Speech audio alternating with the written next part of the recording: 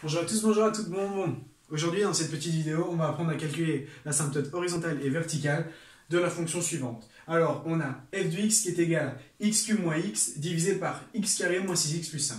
Alors, on sait que pour l'asymptote verticale, on va tout simplement faire tendre le dénominateur vers 0 et voir qu'est-ce qui se passe. On voit qu'ici, on a une équation du second degré. Ça veut dire que si je fais tendre le dénominateur vers 0, d'accord? Donc je vais avoir x carré moins 6x plus 5 qui est égal à 0. Je vais avoir deux valeurs. Donc cette fonction, d'accord, elle va posséder deux asymptotes verticales, d'accord? Ok, super. Alors on va commencer. Donc on doit avoir pour l'asymptote verticale, on doit avoir x carré moins 6x plus 5 qui est égal à 0. Alors x carré moins 6x plus 5, c'est très simple. C'est tout simplement x est donc moins 1 fois x moins 5. D'accord? Et donc, j'ai tout simplement x1 qui est égal à 1 et x2 qui est égal à 5. Et donc, les deux asymptotes verticales de ma fonction, d'accord, vont être faites en x1 qui est égal à 1 et x2 qui est égal à 5. Et donc, cette fonction-ci, f de x, possède deux valeurs pour son asymptote verticale. Alors, on note que l'asymptote verticale, elle est faite en x qui est égal et donc à 1 et en x qui est égal à 5. Deux asymptotes. Ok? Donc voilà, première asymptote, x est égal à 1. Deuxième asymptote, x est égal à 5. Ok. Comment vérifier laquelle tend vers l'infini et laquelle ne tend pas vers l'infini? Alors, si je fais tendre vers 1, ici je vais avoir 1 moins 1, d'accord? Et donc, techniquement, ceci va tendre vers 0. Du coup, on a une indétermination, on a 0 sur 0. Alors, à ce moment-là, on ne peut pas considérer l'asymptote. Oui, ça, j'ai oublié de le préciser. Quand on a une asymptote, il faut que ce soit seulement et seulement le dénominateur qui tende vers 0. D'accord? Le numérateur ne peut pas lui-même tendre vers 0. Alors, 1, ben, ok, en dessous, on a 0, mais au-dessus aussi, on a 0. Du coup, on a 0 sur 0. C'est une indétermination. On décide de négliger le 1. D'accord? Et donc, on obtient que l'asymptote de cette fonction, elle est faite en x est égal à 5.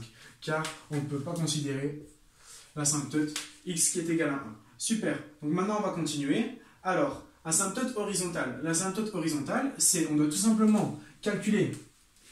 Et donc, la limite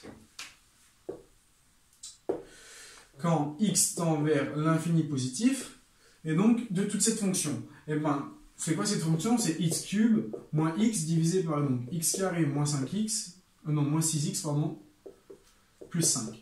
Alors, comment on calcule une limite quand ça tend vers l'infini? Ben, quand ça tend vers l'infini, logiquement, ce qui va être à chaque fois de plus en plus grand et qui va déterminer donc, mes expressions, ça va être la puissance la plus élevée. Donc par exemple ici, ben, quand on va tendre vers l'infini, x cube moins x, ben, on va dire que c'est égal à x cube, d'accord? Car x, quand ça tend vers l'infini, est négligeable comparé à x cube. Du coup, on peut dire que x cube moins x est égal à x carré, à x cube, pardon. Et donc, on a que la limite, c'est x cube divisé par. Et donc, ben, la limite de x carré moins 6x plus 5, d'accord? Et ben, quand on fait tendre x vers l'infini, on a x carré moins 6x plus 5.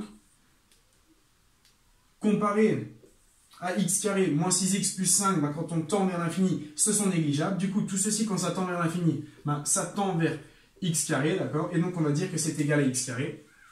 Et donc, on a que la limite, quand x tend vers l'infini positif de toute cette fonction, ben, c'est x cube. On prend le plus grand exposant et on divise par le plus grand exposant. On divise par x carré.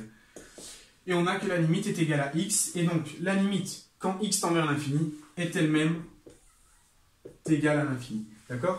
Et donc, on a que cette limite tend vers l'infini. Ok. Si j'avais eu, à ce moment-là, l'infini négatif, alors l'infini négatif, ben, j'ai les mêmes calculs à faire. Ok?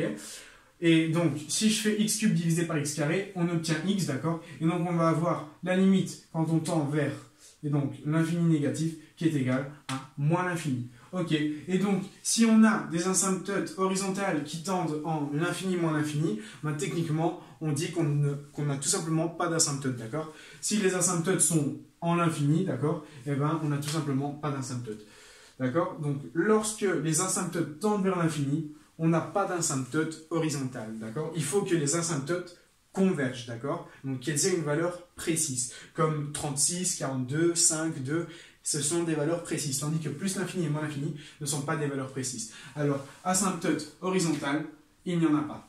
Et donc, asymptote verticale est égal à 5. Il vous suffit maintenant de taper cette fonction sur une application qui fait des graphes, et vous allez tout simplement obtenir un graphe avec une asymptote verticale qui est égale à 5 et aucune asymptote horizontale.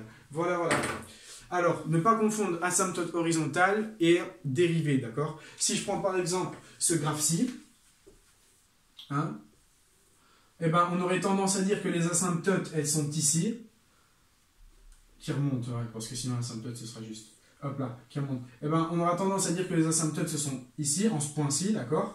Hein, donc le point qui longe la fonction. Eh ben non, tout simplement ici, donc quand on a un maximum et un minima, ça veut dire que la dérivée est égale à 0. Donc ce n'est pas une limite, ce n'est pas une asymptote. Une asymptote, c'est quand ça se rapproche et que ça va coller la fonction. Ici, on voit que ça ne se rapproche pas, ça ne fait que couper la fonction et la toucher en un seul point. Du coup, cette fonction-ci, d'accord, n'a pas d'asymptote horizontale, d'accord. Par contre, une asymptote verticale, elle en a une, c'est ici, d'accord. Ici, la fonction, en plus l'infini, elle va coller l'asymptote, et en moins l'infini, elle va coller l'asymptote. D'accord? Et donc, cette fonction a bien une asymptote verticale, mais aucune asymptote horizontale. Donc, ce serait plus ou moins le style de graphe que nous donnerait cette fonction. Voilà, voilà. Ok, je vous remercie de votre attention. J'espère que vous aurez bien compris comment on calcule des limites quand on tend vers l'infini, d'accord? Si on tend vers l'infini, on doit prendre la puissance la plus grande divisée par la puissance la plus grande. On obtient x cube sur x carré qui nous fait x. Et donc, on a bien tout ceci qui tend vers l'infini. Voilà, voilà. Je vous remercie de votre attention et je vous dis à très vite pour de nouvelles vidéos.